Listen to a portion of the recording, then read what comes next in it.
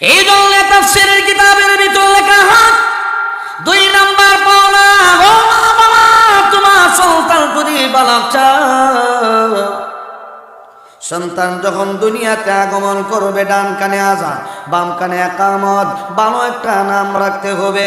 শুধু তা না, 3 নাম্বার হইল আল্লাহু আকবার। কিতাবের মধ্যে লেখা হয় মা বাবার কাছে সন্তানের 3 নাম্বার পাওনা। সন্তান যখন একটু বড় হবে তাকে মাদ্রাসায় পড়াবেন, দ্বীনি শিক্ষায় শিক্ষিত করবেন। এই সন্তান যখন কোরআন পড়বে, এই সন্তান যখন হাদিস পড়বে, এই সন্তান যখন মাদ্রাসায় যাবে, এই সন্তান যখন মসজিদে যাবে, তখন কিভাবে নামাজ পড়তে হয়, কিভাবে মুরব্বীদের সাথে ভালো আচরণ করা লাগে, কিভাবে মা বাবার সাথে কথা বলা লাগে, মাদ্রাসায় গেলে সন্তান শিখতে পারে। কথা বলেন ঠিক কিনা? এই যে ছোট ছোট বাচ্চা, এই যে ছোট বাচ্চা মাদ্রাসা পড়ে, মাদ্রাসার মধ্যে উস্তাদে শিক্ষা দেয়, মুরব্বীরা রাস্তা পেলে সালাম দিও, শিখায় না? তো এই বাচ্চাগুলি ছোটবেলা থেকে যদি সালাম শিক্ষা নিয়ে বড় হয়, তো বড় হইলেও সালাম দিব। আর অনেকে তো আছে আল্লাহ ফুল্লা বই তাকে দিয়ে ইমাম সাহেব সালাম দেয়নি, দোয়ানে মুখ অন্যদিকে দেয়া ছায়া তাকে দিয়ে ইমাম সাহেব সালাম দেয়নি, আবার কানে চোখে দেহে ইমাম সাহেব সালাম দেয়নি, নিজে দেয় না, উত্তর লওয়ার জন্য অপেক্ষা করে। মাসে না নাই, এইগুলি ভালো না। নবী সালাম দিতেন, বিদায় হয়ে গেল, আল্লাহ আমি সন্তান হয়ে বাবার খেদমত করতে পারি নাই, আল্লাহ তুমি আমার বাবাকে মাফ করে দাও। নবী যে হাদিসের মধ্যে বলেন, সন্তান চোখের পানি ছেড়ে দিয়ে যখন মা বাবার জন্য কান্না করবে, আমার আল্লাহ সন্তানের চোখের পানি ফিরিয়ে দেয় না। ও ভাই, আজকেও তো জানাজার নামাজ পড়ে আসলাম, আমার তালই আপন তালই আমার বাইরা একজন, আমার বাইরা উনি মৌলানা, এক মার এক সন্তান, বাবা আজকে দুনিয়ার জমিন থেকে বিদায় হয়ে গেল। সন্তান আমার ভাই মাওলানা যখন জানাজার নামাজ পড়াবে, শত শত মানুষ হাজির হয়ে গেল। আজকে সন্তান চোখের পানি ছেড়ে দিয়ে সবার কাছে বলে আমার বাবার জন্য দোয়া করিও। আমি একা, আমার বাবা ছিল দুনিয়া থেকে বিদায় হয়ে গেল, আজকে আমি একা হয়ে গেলাম, আমার বাবাকে আমি কবরে রেখে যাব। অতএব মুরব্বীরা আমার বাবার জন্য দোয়া করবেন। এই যে সন্তান আলেম হইল, বাবার জানাজার নামাজটা পড়াইছে, শত শত মানুষের সামনে জানাজার নামাজ পড়াইলো।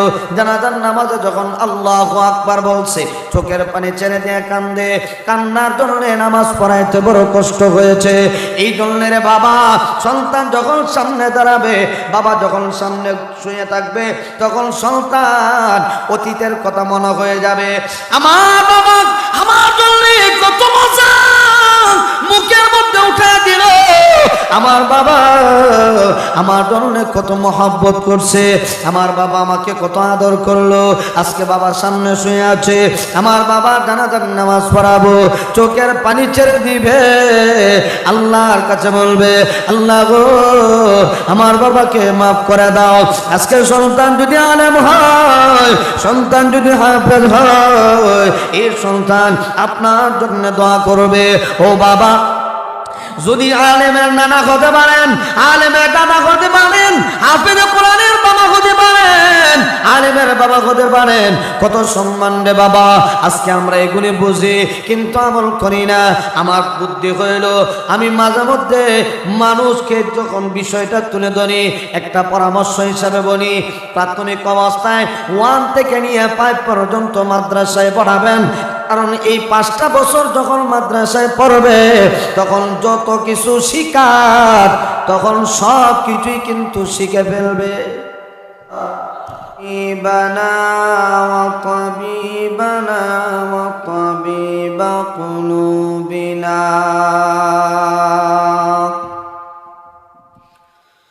ওয়া মাওলানা মুহাম্মাদান আবদুল্লাহি ওয়া রাসূলুহু الذي أرسله بالحق بشيرا ونذيرا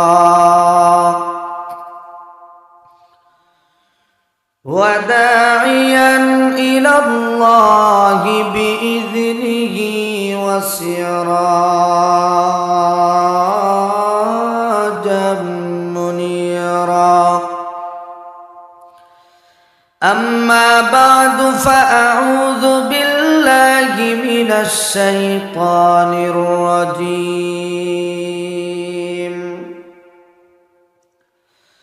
بسم الله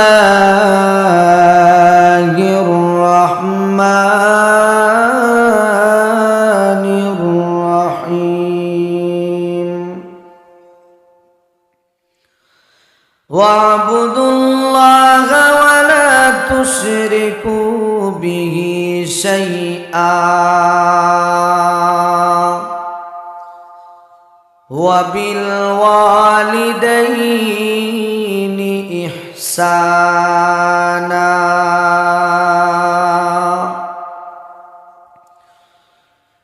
قال رسول الله صلى الله عليه وسلم: هما جنتك ونارك، أو كما قال النبي عليه الصلاة والسلام. اللهم صل على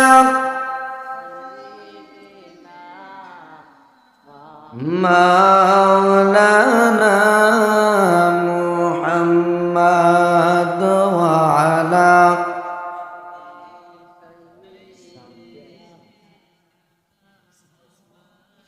لنا محمد.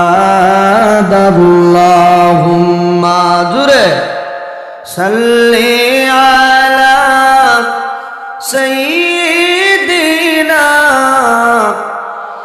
مولانا محمد وعلى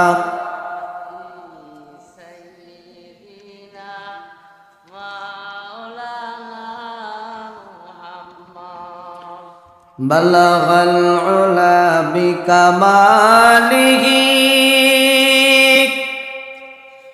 كشف الدجى بجماله، حسنت جميع خصاله. صلوا عليه. لا إله إلا الله، لا إله إلا الله،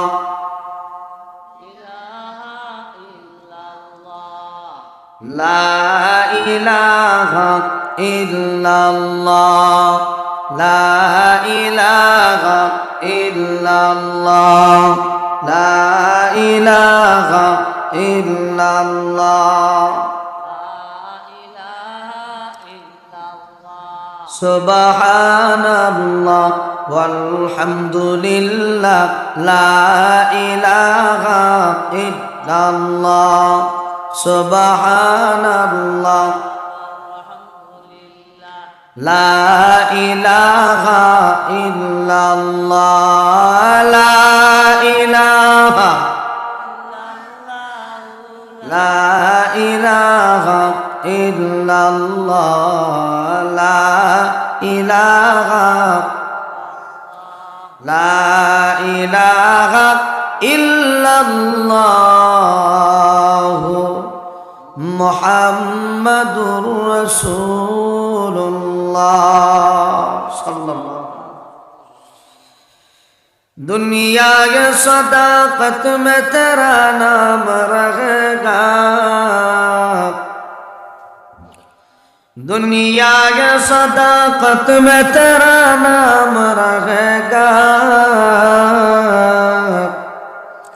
ऐ सिद्दीक तेरा नाम से इस्लाम रहेगा,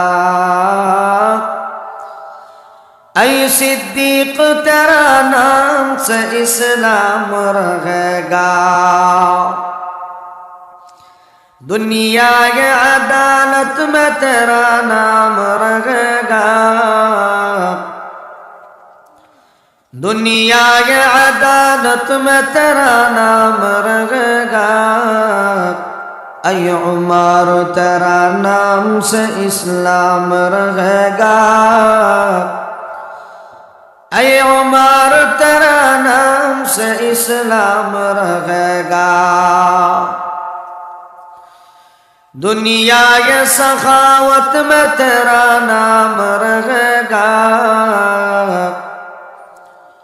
दुनिया ये सखावत में तेरा नाम रहेगा, ऐ उस्मान तेरा नाम से इस्लाम रहेगा, ऐ उस्मान तेरा नाम से इस्लाम रहेगा। दुनिया ये शुजाअत में तेरा नाम रहेगा, दुनिया ये शुजाअत में तेरा नाम रहेगा, ऐ अली तेरा नाम से इस्लाम रहेगा, ऐ अली तेरा नाम से इस्लाम रहेगा। আলহামদুলিল্লাহ, ঐতিহ্যবাহী গ্রাম সুরখায় জামে মসজিদের উদ্যোগে আয়োজিত ১৬তম বার্ষিক ওয়াজ মাহফিলের চলমান অধিবেশনের শ্রদ্ধেভাজন সম্মানিত সভাপতি মুআজ্জাজ মুকাররাম উলামায়ে কেরাম, মুরব্বিয়ান আযম, আমার সমবয়স্ক প্রাণ প্রিয় যুবক ভাইরা, পর্দার অন্তরালের অবস্থানরত পর্দানিশীন আমার মা ও বোনেরা, আমরা এলান শুনেছি আজকের মাহফিলের সম্মানিত প্রধান অতিথি আমাদের সকলের পরিচিত মুখ, হাজারো আলেমের উস্তাদ খলিফায়ে ফুলতলি, বাতিলের আতঙ্ক আলহাজ হযরত মাওলানা সমীর উদ্দিন সাহেব হাফিজাহুল্লাহ, অবসরপ্রাপ্ত অধ্যক্ষ ইকরসর আলিম মাদ্রাসা, বারাকাল্লাহু ফি হায়াতি, সকলে বলি আমিন। ধারাবাহিক আলোচনা চলবে ইনশাআল্লাহ। আমি আপনাদের সামনে পবিত্র কোরআনে কারীম থেকে একখানা আয়াতে কারিমা তেলাওয়াত করছি। প্রিয় নবী সাল্লাল্লাহু আলাইহি ওয়াসাল্লামের অসংখ্য অগণিত হাদিসের ভান্ডার থেকে ছোট্ট একটা হাদিস আমি আপনাদের খিদমতে পাঠ করছি। আল্লাহ যদি তৌফিক দান করেন তাহলে আয়াতে কারিমা হাদিসকে সামনে রেখে সংক্ষিপ্ত আকারে কিছু সময় আলোচনা করব ইনশাআল্লাহ। আল্লাহ যেন আমাদের সবাইকে ইখলাসের নিয়তে কথাগুলি বলার, শোনার, সবাইকে আমল করার তৌফিক দান করেন। মহব্বতে বলি আমিন। আমি আশাবাদী যেই সমস্ত যুবক ভাইরা দোকান পাটে রাস্তাঘাটে ঘোরাফেরা করতেছেন, মেহেরবানি করে আমরা সকলেই সামিয়ানার নিচে হাজির হয়ে যায়। এটা এমন এক বরকতি জায়গা, মায়ান নবী বলেন যে জায়গার মধ্যে কোরআনের আলোচনা হয়, নবীজির আলোচনা হয়, এমন মজলিসের মধ্যে আসলে বসলে জীবনের গুনাহ মাফ হয়ে যায়। তো আমরা এখানে আসছি, আমাদের গুনাহ সাথে সাথে মাফ হয়ে গেছে। তো আমরা যারা গুনাহ মাফ করানোর ইচ্ছা আছে, মেহেরবানি করে আমরা সকলেই চলে আসি। আজকের এই মাহফিল গুনাহ মাফের মজলিস। ওলামায়ে কেরামের চেহারার দিকে তাকাইলেও সগীরা গুনাহ মাফ হয়। আমাদের বড় বড় হক্কানি আলেম কই পাবেন? আস্তে আস্তে সব বিদায় হয়ে যাইতেছে। আল্লামা সমীর উদ্দিন সাহেব দেখা হইল, চেহারার দিকে চাইলে আলাদা মায়াই লাগে। আল্লাহ আলাদের চেহারায় আলাদা একটা মায়া, একটা নূর, একটা আলো। তাদের জবান থেকে মূল্যবান কথাগুলি শুনবেন, আমলের চেষ্টা করবেন। এই জন্য আমার ভাই, আমি কয়েকদিন আগে গেছিলাম সারখাই, এটা তো সুরখাই, সারখাই হলো বিয়ানীবাজারে। এখানে মাহফিলে যাওয়ার পথে জকিগঞ্জের দিকে যখন রওনা দিছি, তো ফুলতলি সাহেব রহমতুল্লাহ আলাই উনার কবর জিয়ারত করে আসলাম। কত সুন্দর পরিবেশ, কত সুন্দর লাগে। আপনারা গেছেন, দেখছেন, মনোমুগ্ধকর একটা জায়গা।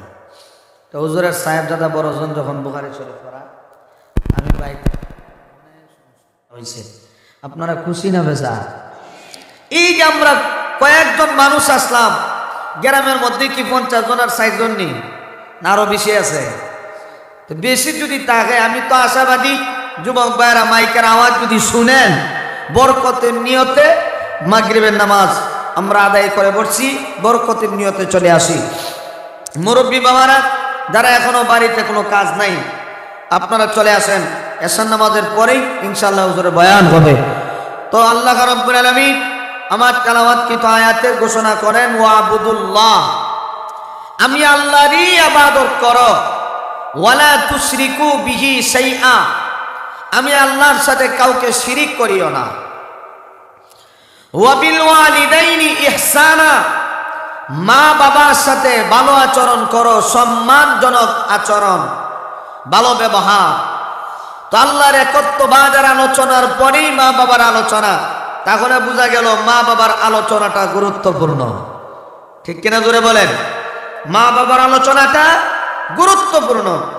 এই জন্য আমরা আজকে আলোচনা করব মা বাবা সম্পর্কে আলোচনা। এই জন্য আল্লাহ প্রথম অংশে একত্ববাদের আলোচনা করছেন যে আমি আল্লাহর ইবাদত করো, মা বাবার খেদমত করো। সুবহানাল্লাহ জোরে বলেন। আগে আল্লাহর ইবাদত, এরপরে মা বাবার খেদমত। এই জন্য আমার ভাই, যত জায়গায় আল্লাহর একত্ববাদের আলোচনা, পাশাপাশি আমার আল্লাহ মা বাবার আলোচনাও তুলে ধরছেন। আল্লাহ রাব্বুল আলামিন বলেন, এ বান্দা, তোমাদেরকে দুনিয়াতে আমি আল্লাহ দিলাম, অনেক নিয়ামত তোমাদেরকে দুনিয়াতে দিলাম, নিয়ামতগুলি খাও, আমি আল্লাহর শুকরিয়া আদায় করো। পাশাপাশি তোমাদের মা বাবার শুকরিয়া আদায় করো। আল্লাহর একত্ববাদের আলোচনা, আল্লাহর শুকরিয়া আদায়, পাশাপাশি মা বাবার শুকরিয়া আদায় করো। আনিশকুরলি ওয়া লিওয়ালিদাইক, এ বান্দা, আমি আল্লাহ কৃতজ্ঞতা আদায় করো, পাশাপাশি তোমাদের মা বাবার কৃতজ্ঞতা আদায় করো। কেন আল্লাহ বললেন আমি আল্লাহর কৃতজ্ঞতা আদায় করো? কারণ আল্লাহ আসমান বানাইলেন খুঁটিবিহীন, যে আসমানের মধ্যে কোনো খুঁটি নাই। আসমান বানাইলেন চন্দ্র সূর্য গ্রহ নক্ষত্র পাহাড় পর্বত নদী নালা আল্লাহ যে বানাইছেন। জমিন আল্লাহ বানাইছেন শুধুমাত্র আমাদের উপকারের জন্য। সুবহানাল্লাহ। কেমন উপকার? মাঝে মধ্যে আসমান থেকে যদি বৃষ্টি না হয়, প্রচন্ড রোদ, এই রৌদ্রের কারণে জমিনের মধ্যে ফাটল শুরু হয়ে যায়। আল্লাহ রাব্বুল আলামিন বলে, আসমান থেকে যখন আমি আল্লাহ বৃষ্টি বর্ষণ করি, তখন এই জমিনের মধ্যে আর ফাটল থাকে না, জমিনটা নরম হয়ে যায়। এই জমিনের মধ্যে আমি আল্লাহ যখন বৃষ্টি দেই, এই জমিন থেকে নানা রকমের ফল আমি আল্লাহ তোমাদের জন্য বের করি। এ বান্দা, একই জমিন থেকে আমি আল্লাহ কাঁঠাল বের করে দেই, একই জমিন থেকে আমি আল্লাহ আপেল বের করে দেই, একই জমিন থেকে আমি আল্লাহ আঙ্গুর বের করে দেই, একই জমিন থেকে আমি আল্লাহ বেদানা বের করে দেই, একই জমিন থেকে জলপাই, একই জমিন থেকে বড়ই, একই জমিন থেকে বিভিন্ন প্রকারের ফল আল্লাহ রাব্বুল আলামিন আমাদের জন্য বের করে। আল্লাহ রাব্বুল আলামিন বলে, বান্দারে এই নিয়ামতগুলি খাও আর আমি আল্লাহর শুকরিয়া আদায় করো। শুধু তা না, আমি আল্লাহ যে তোমাদেরকে মানুষ বানাইলাম এই জন্য শুকরিয়া আদায় করো। সুবহানাল্লাহ জোরে বলে।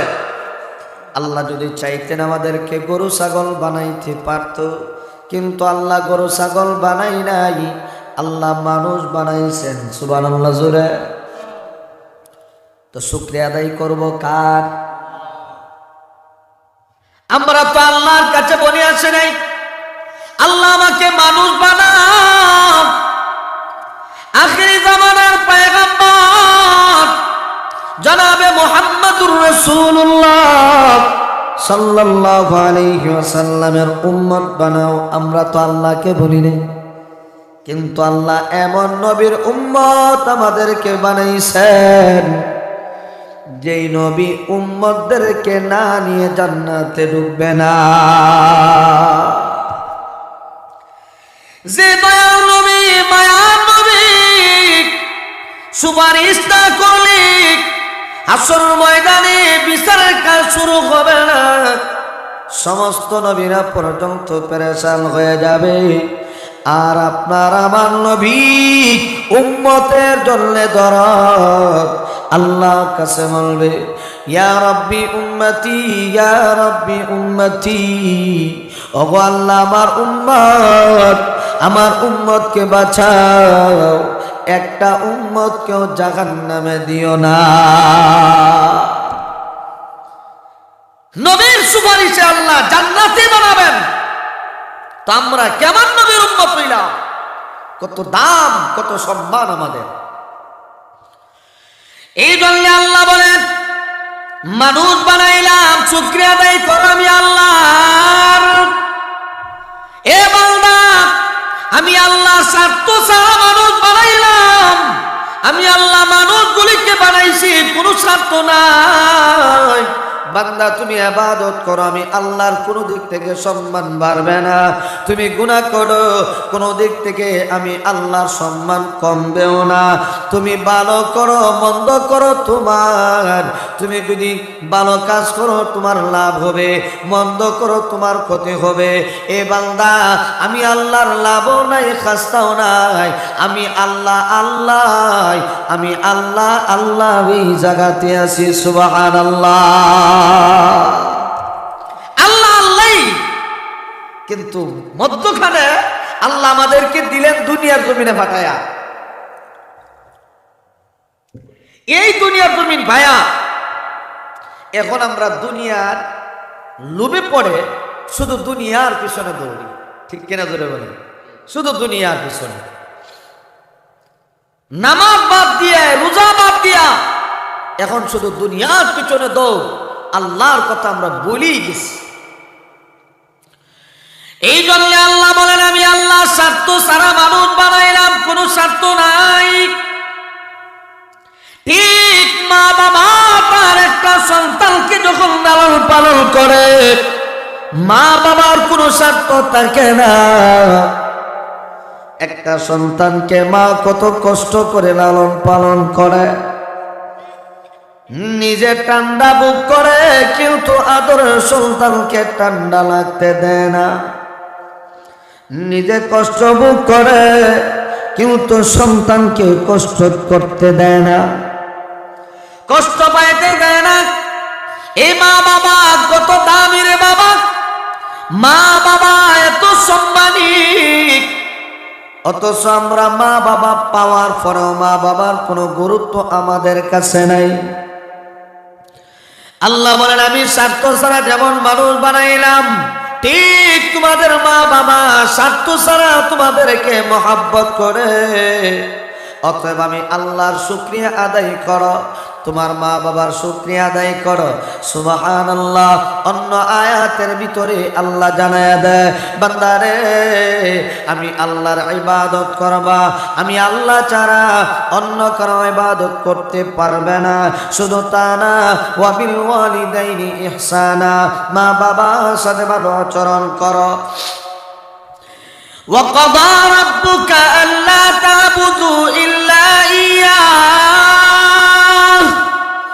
وَبِالْوَالِدَيْنِ إِحْسَانًا। আল্লাহ বলে, নবী আমার, আমি আল্লাহর পক্ষ থেকে ফয়সালা আমার বান্দাগুলিকে জানায়া দেন, আমার বান্দাগুলি যেন আমি আল্লাহর ইবাদত করে, আমি আল্লাহ ছাড়া অন্য কোনো ইবাদত যেন না করে। ওয়া বিল ওয়ালিদাইনি ইহসানা, তারা যেন তাদের মা বাবার সাথে ভালো আচরণ করে। আল্লাহর ইবাদত, মা বাবার খেদমত, এত গুরুত্ব আল্লাহ কেন দিলেন, কেন বুঝাইলেন? আল্লাহর বিধান নামাজ রোজা হজ যাকাত যেমন ভাবে আদায় করা লাগে, আমাদের উপর ফরজ মানতেই হয়, আমল করতেই হয়। আল্লাহ বলেন ঠিক তোমাদের মা বাবার খেদমত করতেই হবে। নামাজ রোজা হজ যাকাত ফরজ না সুন্নাত? ফরজ। তো নামাজ রোজা যেমন ফরজ, মা বাবার খেদমত করা ফরজ। এই জন্য আল্লাহ গুরুত্ব বুঝাইতে গিয়া আল্লাহ বলেন আমি আল্লাহর ইবাদতের পরে মা বাবার খেদমত। সুবহানাল্লাহ জোরে বলেন। এই জন্য আমার ভাই, আল্লাহ রাব্বুল আলামিন আমাদেরকে দুনিয়ার জমিনে আল্লাহ পাঠায়া দিলেন। আল্লাহ বলেন শুধুমাত্র ইবাদতের জন্য তোমাদেরকে দুনিয়াতে দিলাম। দুনিয়াতে যদি আমি আল্লাহকে স্মরণ করো, আমি আল্লাহকে ডাকতে পারো, আমি আল্লাহ তোমাকে দুনিয়াতেও সম্মান দিব, পরকালেও সম্মান দিব।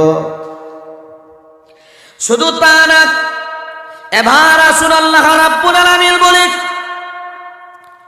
এ পৃথিবীর মানুষেরা, তোমরা তোমাদের মা বাবার সাথে কেমন আচরণ করবা জানো?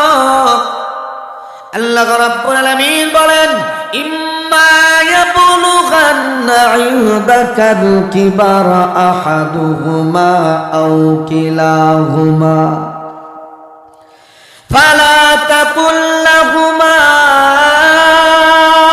উফ। আল্লাহ রাব্বুল আলামিন বলে, হে পৃথিবীর সন্তানেরা শোনো, তোমাদের মা বাবা একজন হক অথবা উভয়জন হক, বয়স যদি উপনীত হয়ে যায়, মা বাবা যদি মুরব্বী হয়ে যায়, বয়স হয়ে যায়, বুড়া হয়ে যায়, ফালা তাকুল লাহুমা উফ। আল্লাহ বলে এমন আচরণ করিও না যে আচরণ করলে মা বাবা তোমার কথা দ্বারা কষ্ট পেয়ে উফ শব্দ ব্যবহার করে, এমন আচরণ করিও না।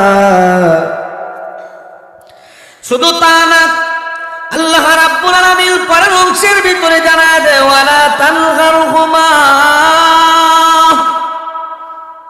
এ বান্দা মা বাবাকে ধমক দিয়ে কথা বলবা না। আজকে সমাজের ভিতরে যুব সমাজ, যে সমস্ত যুবক ভাইয়েরা আছো, কোরআনের কথাগুলি বুঝবা, আমলের চেষ্টা করবা। আল্লাহ বলে ওয়ালা তানহারহুমা, এ সন্তানাদিরা তোমাদের মা বাবাকে ধমক দিও না, ধমক দিয়ে কথা বলবা না। ওয়াকুল লাহুমা কাওলান কারীমা। আল্লাহ রাব্বুল আলামিন বলে নম্র ভদ্র ভাষায় কথা বলো, যেভাবে কথা বললে তোমার মার মনে কোনো আঘাত লাগে না, বাবার মনে কোনো আঘাত লাগে না, এমন ভাবে তুমি কথা বলো। অথচ আজকে সমাজে দেখা যায় যুবক ভাই মাকে ধমক মারে, বাবাকে ধমক মারে, পায়ে হাত ধরি। এ যুবক ভাই, আল্লাহ কোরআনের আয়াতের মধ্যে জানায় দেয়, ওয়ালা তানহারহুমা, বান্দা ধমক দিও না, ধমক দিও না। কিন্তু যারা দমক দেয় এরা আল্লাহর বিধান, আল্লাহর কোরআনের আইন লঙ্ঘন করে, ঠিক কিনা? আল্লাহর কোরআনের বিধান, নামাজ পড়ো, নামাজ, কিন্তু বান্দা নামাজ পড়ে না, গুনাহ লেখা হয় কি হয় না? আল্লাহ বলেন দমক দিও না, কিন্তু যারা দমক দিবে আল্লাহর বিধান লঙ্ঘন করার কারণে তাকে শাস্তি পাইতে হবে, ঠিক কিনা? জোরে বলেন, কথাটা কান, আরো জোরে কান। এই জন্য আল্লাহ রাব্বুল আলামিন বলে ওয়াখফিদ লাহুমা জানাহাদ দুল্লি মিনার রাহমাহ ওয়া কুর রাব্বিরহামহুমা কামা রাব্বায়ানি সগীরা। আল্লাহ বলে ওয়াখফিদ লাহুমা জানাহাদ দুল্লি মিনার রাহমাহ, হে দুনিয়ার সন্তানেরা, তোমাদের মহাব্বতের ডানা মা বাবার পায়ের নিচে বিছায়া দাও, মহাব্বত করো। ছোটবেলা সন্তান যখন আব্বার কাছে গিয়া হয়, আব্বা মজা আনছেননি, তখন বাবা পকেট থেকে বের করে একটা চকলেট দেয়, দেয় না? ছোট ছোট বাচ্চারে ছেলে ধরলে বাজার থেকে আগেই ঢুকায় কয়েকটা চকলেট নিয়ে আসে, জানে বাড়িতে গেলে সন্তানে ধরবো, আব্বা মজা দাও, ঠিক না? মা বাবা যখন মুরব্বী হবে, ছোট বাচ্চা আর মুরব্বী ব্যবধান নেই। মুরব্বী যখন হয়ে যায় তখন জেহেন শক্তি আস্তে আস্তে কমতে থাকে। নবীজি বলেন তখন অনেক মা এবং বাবা আছে, সন্তানকে বলে বাবা মজা আনছনি, বলে কি বলে না, বাবা মজা আনছনি। তো আপনি যদি ছোটবেলা সন্তানকে মজা খাওয়ান, তাহলে এই সন্তান বড় হয়ে আপনার মজা হবে, ঠিক না? এখন যদি আপনার মা বাবার মজা না খাওয়ান, আর হে দেখে যে দাদা রে দাদি রে মজা খাওয়াইছে না, আমিও আমার বাবারের মজা খাওয়াইতাম। এটা দুনিয়ার নিয়ম। আপনার বাবাকে আপনি সম্মান করলে আপনার ছেলে আপনাকে সম্মান করবে, এটাই বাস্তবতা। আপনি যদি এলাকার মুরব্বীকে সম্মান করেন, মুরব্বী তো বিদায় হয়ে যাবে। অনেকের বয়স এখানে 60 হয়ে গেছে, 70 হয়ে গেছে, 80 হয়ে গেছে, দুনিয়া থেকে বিদায় হয়ে যাবে। কিন্তু আপনি যখন মুরব্বী হবেন, আপনি মুরব্বীকে সম্মান করার কারণে আপনি যখন মুরব্বী হবেন, তো আপনাকেও যুবকরা মূল্যায়ন করবে, সম্মান করবে। এটা দুনিয়ার নিয়ম। তো আল্লাহ বলেন এমন কথা বলবা না যে কথা বললে তোমার মা বাবা উফ এই শব্দ ব্যবহার করে। ওয়ালা তানহারহুমা, দমক দিও না, নম্র ভদ্র ভাষায় কথা বলো। এটা কোরআনের তর্জমা করলাম, আয়াতের তর্জমা। এখন আসুন তাফসীরের হাইসিয়তে কিছু কথা আপনাদের সামনে তুলে ধরি। আমরা শুধু মা বাবার ওয়াজ করি, মা বাবার ওয়াজ এটা শুনি, কান দিয়ে বের হয়ে যায়। কিন্তু মা বাবার খেদমত সন্তান তখনই করবে যখন মা বাবা তার সন্তানের হকগুলো আদায় করবে, তখন এই সন্তান বড় হয়ে মা বাবার হক আদায় করবে, ঠিক কিনা জোরে বলেন? বান্দার কাছে আল্লাহর পাওনা আছে, আবার আল্লাহর কাছে বান্দার পাওনা আছে। মা বাবার কাছে সন্তানের পাওনা আছে, সন্তানের কাছে মা বাবার পাওনা আছে। বান্দা যদি আল্লাহর পাওনা দেয়, আল্লাহ বলে আমি আল্লাহ তোমাদের পাওনা হিসাবে জান্নাত দান করব। আর মা বাবা যদি সন্তানের পাওনা দেয়, সন্তান বড় হয়ে মা বাবার পাওনা দিবে। আর যে মা বাবা সন্তানের পাওনা দিবে না, এই সন্তান বড় হয়ে কোশ্চিনকালেও মা বাবার খেদমত করবে না। এই জন্য তাফসীরের কিতাবে লেখা হয়, মা বাবার কাছে সন্তানের উল্লেখযোগ্য 3টা পাওনা আছে, দিতেই হবে, না দিলে সন্তান বড় হয়ে আপনার পাওনা আদায় করবে না। 1 নাম্বার, আপনি বাবা হবেন, ভালো সন্তানের আশা যদি করতে হয়, 1 নম্বর ঘরের ম্যাডাম বউ যেন ভালো হয়। তাফসীরের কিতাবের মধ্যে লেখে 1 নম্বর বউ যেন ভালো হয়, কারণ মহিলা বউ যদি ভালো হয় সন্তান ভালো হবে, ঠিক কিনা জোরে বলে? বউ যদি নামাজি হয় সন্তান নামাজি হবে। গ্রামের একটা ডাকের কথা আছে, মা গুনে জি বাবা গুনে ফুট। কথা গন্ধ নেই। মা গুনে জি বাবা গুনে ফুট। মা যেমনে মেয়েও এমনি হইব, বাবা যেমন ছেলেও এমন হবে। এখন মহিলা যদি বালাগা হয় সন্তানও বালক হবে। দেখবেন অনেক সময় আপনার ঘরের মধ্যে বিবি নামাজ পড়ে, তো ছোট বাচ্চা দেখবেন অনেক সময় মা নামাজ পড়ে, বাবা নামাজ পড়ে, গাড়ির ফুটে বই থাকে, বয় না? হেও সেজদা দেয়, কি বুঝে? কিছুই বুঝে না। মা যখন সেজদা মারে, বাবা যখন সেজদা দেয়, তখন সন্তানও গাড়ি উঠে বই থাকে, হেও সেজদা দেয়। তো সেজদা দেয় আবার এর মা কি কয়, টুট লড়া, হ্যাঁ বাবা টুট লড়া, তো সন্তানও টুট নারে। নবীজি বলেন তখন বাবার নামাজ কবুল হোক আর না হোক, এই সন্তানের বরকতে নামাজ আল্লাহর কাছে ডাইরেক্ট কবুল হয়ে যাবে। সুবহানাল্লাহর আওয়াজটা তো আসতে দিলে নির্বাচন তো গেছে গা। তো আমার ভাই, যেই ঘরের নামাজি আছে এই ঘরের ছেলে মেয়ে সন্তান গুলি নামাজি হয়, ঠিক কিনা করে বলেন? আর যে মহিলা স্টার জলসা, স্টার প্লাস বিভিন্ন চ্যানেল দেখে, এই মহিলার ঘর থেকে আল্লাহ ওলি বের হওয়া সম্ভব না। কথা কন না দি, একটু বুঝার চেষ্টা করবেন। কিতাবে লেখেন আজকে আমরা মা বাবা সন্তানের হক না দেওয়ার কারণে আজকে দেখা যায় সন্তান বড় হয়েছে, মা বাবা মুরব্বী, ঘরে ঘরে জায়গা দেয় না, বৃদ্ধাশ্রমে ফাটাইয়া দেয়। এই জন্যে কিতাব অনুযায়ী যদি আমরা আমল করি, সন্তান অবশ্যই মা বাবার খেদমত করবে। মা বাবা তো মূল্যবান একটা সম্পদ, ঠিক কিনা তুই বলে? এই জন্য আমার ভাই কিতাবের ভিতরে লেখা হয়, এক নাম্বার বাবা মা যেন ভালো হয়। আপনি যদি ভালো সন্তানের আশা করতে হয়, এক নাম্বার বিবি যেন ভালো হয়। বিবি যদি নামাজ পড়ে, সন্তানও নামাজ পড়বে। বিবি যদি টেলিভিশন দেখে, বাচ্চাও টেলিভিশন দেখবে। এটা আমাদের বর্তমান এমন প্রযুক্তি বের হইল, আজকাল মোবাইল হাতে না দিলে বাচ্চা বাতুই খায়, আছে না নাই? আম্বরখানা এক মাহফিল গেছে গত বছর, মা তফসির মাহফিল বয়ান করে তখন আম্বরখানা বিশাল বড় বাসা নেট ঢুকাইছে। আর খানি তো আর বুঝুনি, শহরের খানি, আপনাদের এলাকার তো আরো ভালো খানি, আরো বিপদ। তো শহরের খানি, আর শহরের খানি কিন্তু ওই যে আলু আর গুস্তু আর মাছ ইটা ছাড়া আর কিচ্ছু নেই। আর গাঁও গ্রামের মতো ভালো ভালো খানি আছে, দেশি মাছ আছে, এটা কিন্তু আবার শহরে পাওয়া যায় না। যখন ঘরের ভিতরে ঢুকাইছে মাশাআল্লাহ, গিয়া দেখি 3টা টেলিভিশন টাঙ্গাইল আছে। কয়টা? 3টা।